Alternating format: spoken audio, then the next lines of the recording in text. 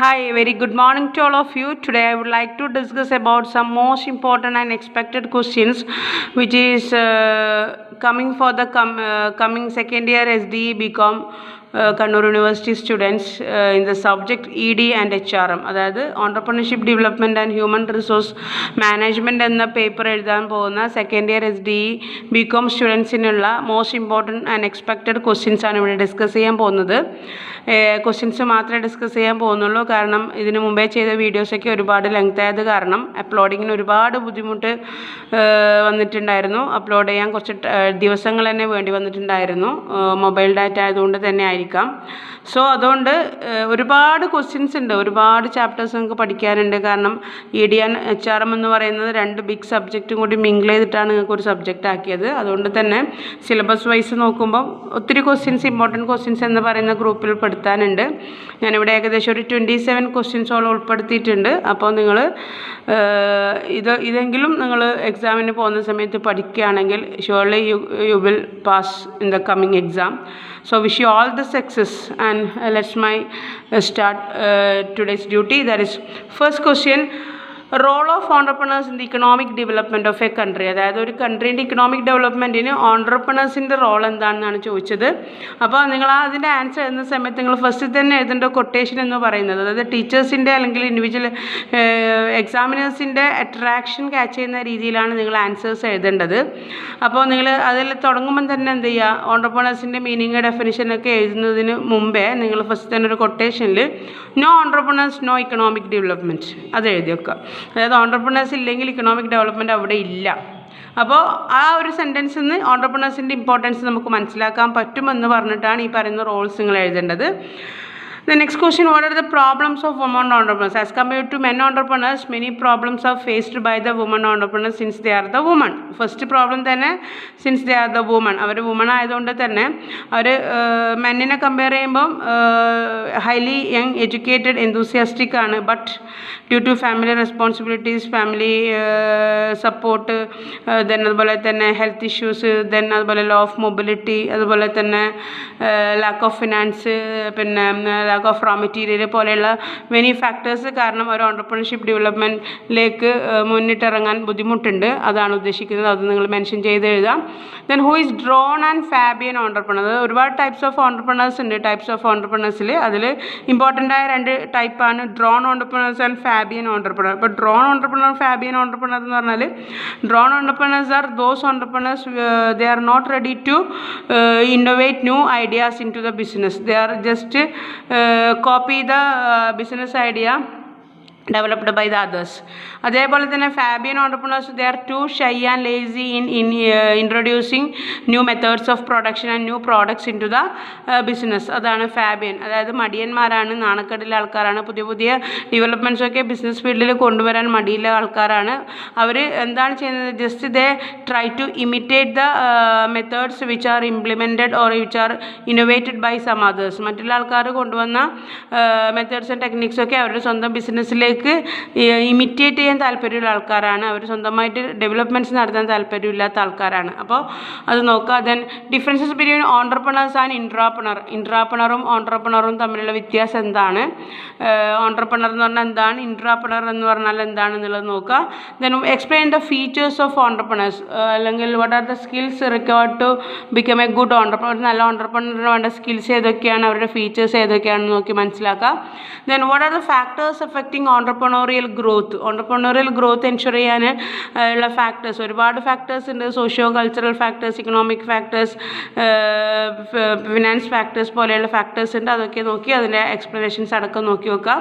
Then what is EDP and its objectives. EDP means entrepreneurial development programme ആണ്. അപ്പോൾ എന്താണ് EDP, അതിനെ കൊണ്ടുള്ള main aim, since its name indicates its main objective is to develop the young energetic entrepreneurs into the business. അത് തന്നെയാണ് അതിൻ്റെ main objective. ബാക്കിയുള്ള കാര്യങ്ങൾ നോക്കുക.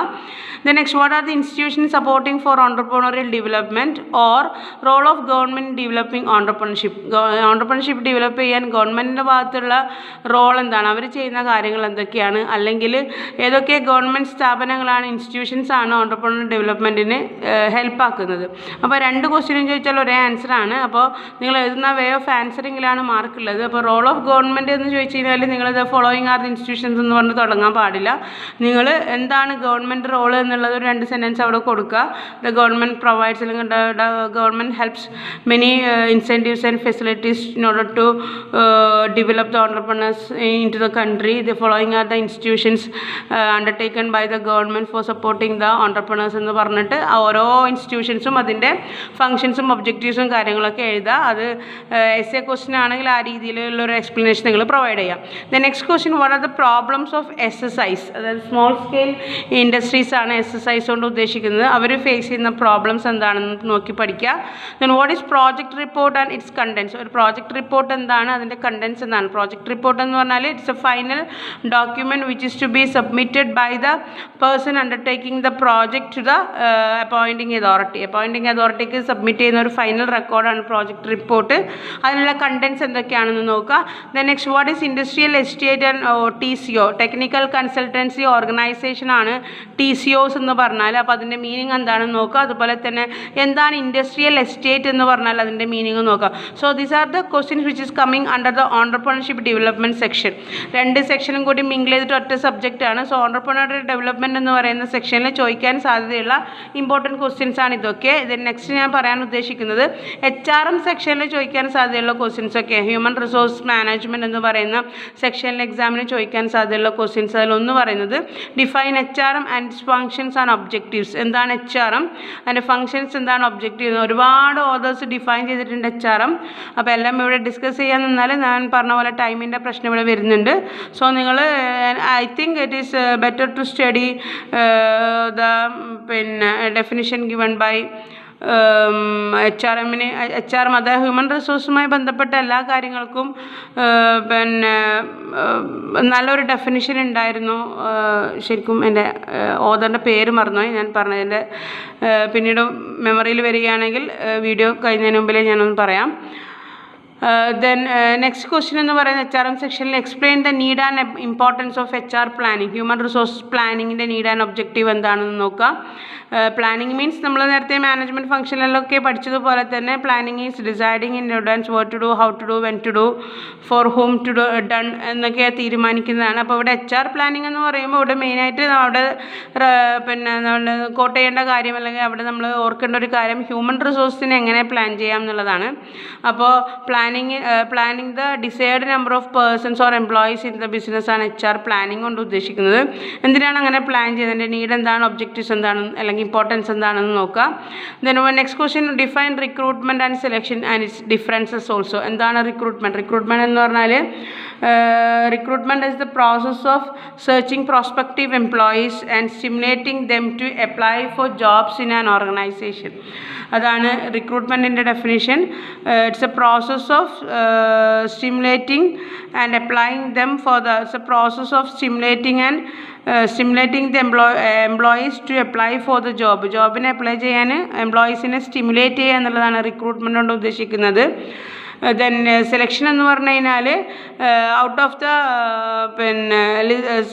Employees number of what are the number of employees required for the post. ഇതാണ് selection. It's a method of selecting the right candidate from among the number of employees. Okay, അതാണ് selection. പിന്നെ അതിൻ്റെ difference, റിക്രൂട്ട്മെൻറ്റും സെലക്ഷനും തമ്മിലെ difference നോക്കണം. Recruitment എന്ന് പറയുന്നത് ഒരു positive പ്രോസസ്സാണ്. ആ പോസിറ്റീവ് പ്രോസസ്സിലൂടെ നമുക്ക് എല്ലാ ആപ്ലിക്കേഷൻസിനെയും നമ്മുടെ സ്ഥാപനത്തിലേക്ക് ഇൻവൈറ്റ് ചെയ്യാൻ വേണ്ടി പറ്റും. ഒരു റിക്വയർഡ് മിനിമം ക്വാളിഫിക്കേഷൻസ് പ്രോസസ്സ് ചെയ്യുന്ന എല്ലാ ആൾക്കാരെയും നമുക്ക് ഇൻവൈറ്റ് ചെയ്യാൻ പറ്റുന്ന ഒരു പോസിറ്റീവ് പ്രോസസ്സാണ് റിക്രൂട്ട്മെൻറ്റ്. വേറെ സെലക്ഷൻ എന്ന് പറഞ്ഞാൽ ഒരു പോസിറ്റീവ് പ്രോസസ്സ് അല്ല, അവിടെ നിന്ന് നമ്മൾ ഒരു നെഗറ്റീവ് പ്രോസസ്സാണ്. Why so? ബിക്കോസ് നമ്മൾ out of the candidates apply for the jobs. Only few among them are selected for the employment and got placement. അതുകൊണ്ട് തന്നെ അത് ഒരു നെഗറ്റീവ് പ്രോസസ്സാണ്. അപ്പോൾ അതിൻ്റെ മീനിങ് വെച്ചുള്ള ഡിഫറൻസ് ബാക്കി നിങ്ങൾ നോക്കുക. ഞാൻ ജസ്റ്റ് ഇപ്പോൾ ആ ടേം കൊണ്ട് ഉദ്ദേശിക്കുന്നത് മാത്രമേ ഇവിടെ എക്സ്പ്ലെയിൻ ചെയ്യുന്നുള്ളൂ.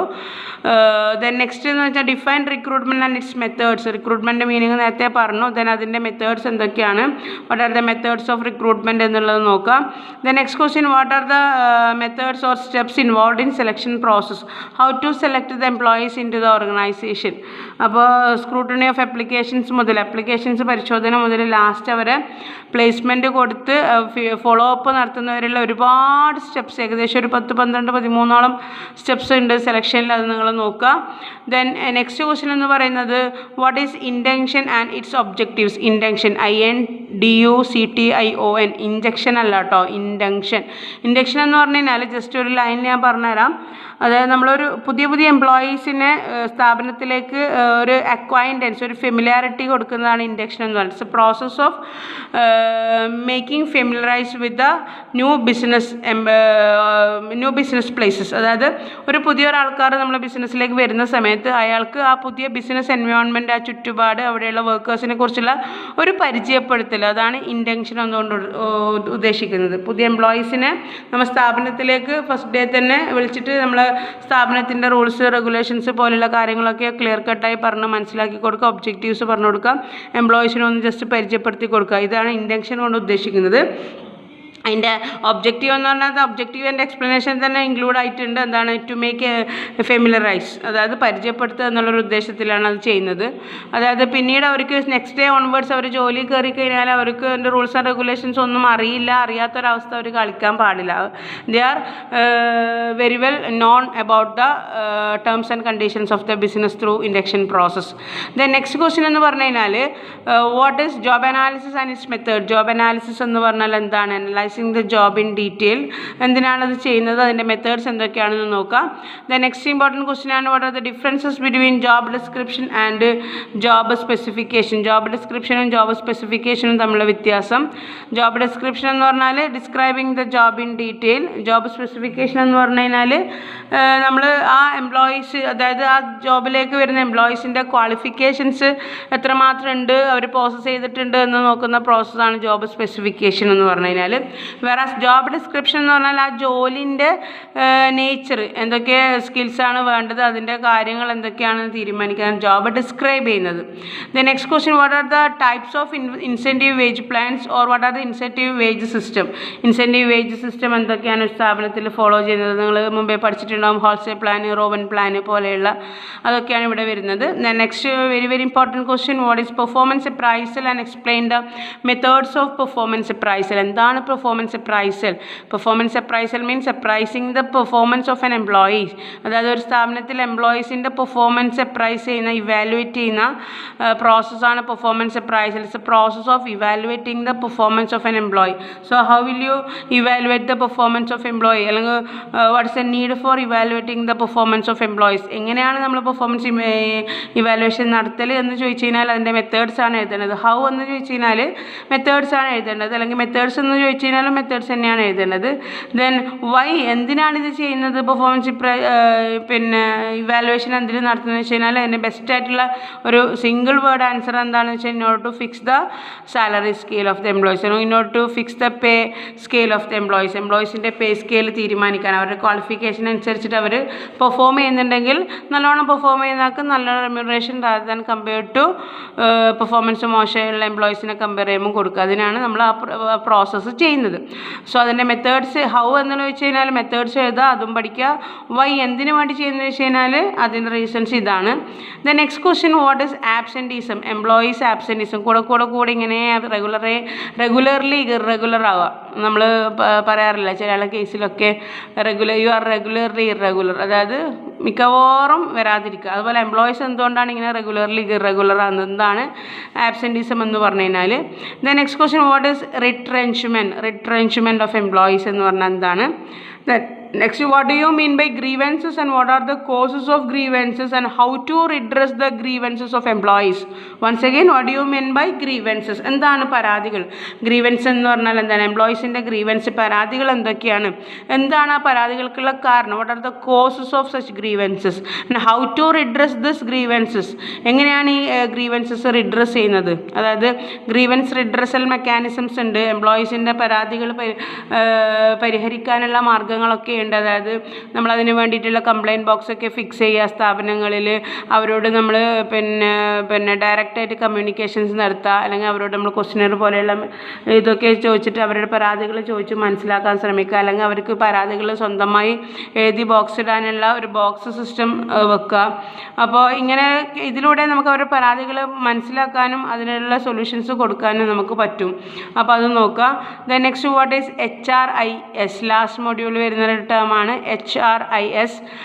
എക്സാമിന് വാട്ട് ഈസ് HRIS എന്ന് തന്നെ ചോദിക്കാൻ സാധ്യതയുണ്ട്. ഹിസ്ന്നൊന്നും വായിച്ചേക്കല്ല. HRIS എന്ന് പറയുന്നത് ഹ്യൂമൻ റിസോഴ്സ് ഇൻഫർമേഷൻ സിസ്റ്റം ആണ്. അപ്പോൾ എന്താണ്, അതായത് ഹ്യൂമൻ റിസോഴ്സിനെ കുറിച്ചുള്ള ഇൻഫർമേഷൻ പ്രൊവൈഡ് ചെയ്യുന്ന ഒരു മെക്കാനിസമാണ് HRIS. അത് പുതിയൊരു ഇന്നോവേറ്റീവ് ടേമാണ് HRIS, human resource information system. Then next, അതുമായി ബന്ധപ്പെട്ട ക്വസ്റ്റ്യൻ തന്നെയാണ്, what are the functions and subsystems of HRIS? Human resource information സിസ്റ്റത്തിൻ്റെ ഫങ്ഷൻസ് എന്താണ്, അതിൻ്റെ സബ്സിസ്റ്റംസ് എന്താണ്, ഇതൊക്കെയാണ് നിങ്ങളുടെ ED ആൻഡ് HRM എന്ന സെക്ഷനിൽ യൂണിവേഴ്സിറ്റി എക്സാമിന്, Kannur university second year SDE BCom എക്സാമിന് ചോദിക്കാൻ സാധ്യതയുള്ള ക്വസ്റ്റ്യൻസ്. ഞാൻ ക്വസ്റ്റ്യൻസ് മാത്രമേ, ഞാൻ ഒന്നും കൂടി റിപ്പീറ്റ് ചെയ്യുന്നു, ക്വസ്റ്റ്യൻസ് മാത്രമേ ഞാൻ അപ്ലോഡ് ചെയ്തിട്ടുള്ളൂ. ഒരുപാട് റിക്വസ്റ്റ് എനിക്ക് വരുന്നുണ്ട്. എനിക്ക് ഡിസ്റ്റൻസ് എഡ്യൂക്കേഷണൽ കുട്ടികളായിട്ട് തന്നെ യാതൊരു കണക്ഷനും ഇല്ല. എന്നിരുന്നാലും യൂട്യൂബ് എന്ന സോഷ്യൽ മീഡിയ പ്ലാറ്റ്ഫോമിലൂടെ ഒരുപാട് റിക്വസ്റ്റ് വരുന്നുണ്ട്. അതുപോലെ തന്നെ പേഴ്സണലി എന്നെ അറിയുന്ന ആൾക്കാരും ചോദിക്കുന്നുണ്ട്. അപ്പോൾ നിങ്ങൾക്ക് വേണ്ടി മാത്രമാണ് ഇങ്ങനെ ഒരു ക്വസ്റ്റ്യൻ ഞാനിവിടെ മുതിർന്നത്. അപ്പോൾ നിങ്ങളെല്ലാവരും ഈ വീഡിയോ എൻ്റെ എൻഡ് വരെ വാച്ച് ചെയ്തതിൻ്റെ ഒക്കെ ആൻസേഴ്സ് നിങ്ങൾ സ്റ്റഡി മെറ്റീരിയൽ നോക്കി കണ്ടെത്തി പഠിക്കുക. ദെൻ പഠിക്കുക, അതുപോലെ തന്നെ പരീക്ഷ എഴുതുക. അപ്പോൾ നിങ്ങൾ ഇത് കൈൻഡ്ലി ഷെയർ ചെയ്യുക, മറ്റുള്ള ആൾക്കാർക്കും ഷെയർ ചെയ്യുക. എൻ്റെ ചാനലിനെ നിങ്ങൾ സപ്പോർട്ട് ചെയ്യുക. നിങ്ങളെ സപ്പോർട്ടാണ് എൻ്റെ സ്ട്രെങ്ത് എന്ന് പറയുന്നത്. നിങ്ങൾ ലൈക്ക് ചെയ്യുക, ഷെയർ ചെയ്യുക, കമൻറ്റ് ചെയ്യുക. ഇനിയും എന്തെങ്കിലും ഹെൽപ്പ് വേണമെന്നുണ്ടെങ്കിൽ കമൻറ്റ് ബോക്സിലൂടെ ചോദിക്കാം. എപ്പോഴും ഞാൻ റെഡിയാണ് റിപ്ലൈ തരാൻ. So once again I would like to extend my deepest wishes to you. Wish you all the success. Thank you.